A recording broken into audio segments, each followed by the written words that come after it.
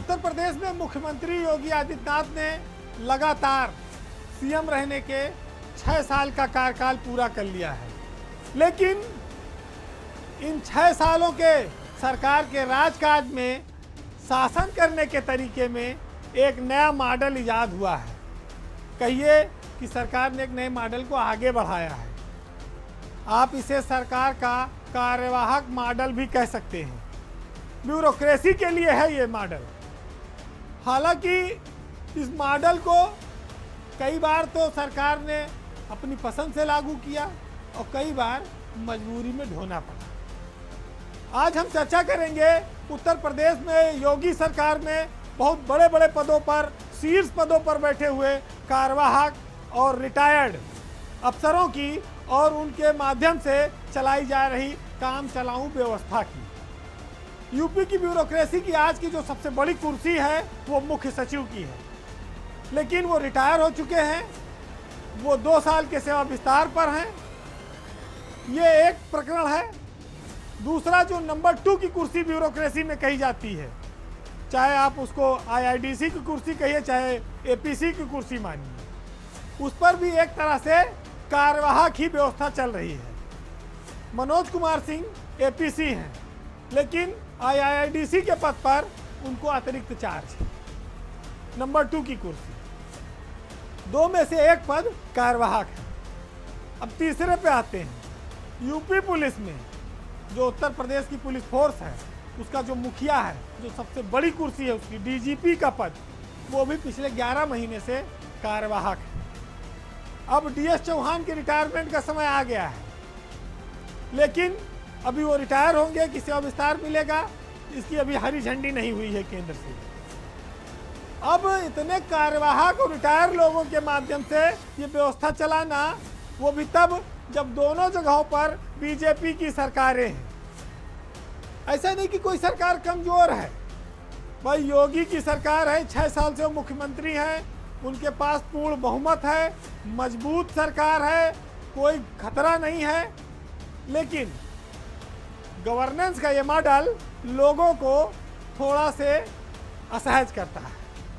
चर्चा होती है कि भाई ये ऐसा क्यों चल रहा है। अब आप तमाम सारी चीज़ें देखेंगे, लेकिन इन कार्यवाहक और रिटायर के अतिरिक्त भी एक और नई चीज़ आपको देखने को मिलेगी।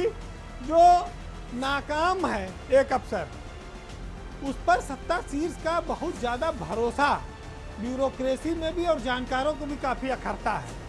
बात नरेंद्र भूषण की हो रही है। पीडब्ल्यूडी महकमे का भट्ठा बैठाने के बाद उनको औद्योगिक विकास की जिम्मेदारी दी गई। पीडब्ल्यूडी में उन्होंने मात्र 30% बजट खर्च किया। विधानसभा में विपक्षियों ने सरकार को इसके लिए बड़ा घेरा कि सड़कों की हालत खराब है। सरकार ने नरेंद्र भूषण को वहां से हटाया, लेकिन औद्योगिक विकास जैसे बहुत बड़े महकमे की जिम्मेदारी दे दी। और जबकि ग्लोबल इन्वेस्टर समिट हुई थी, पूरी दुनिया से 32,000-33,000 करोड़ के लगभग निवेश आ रहा है।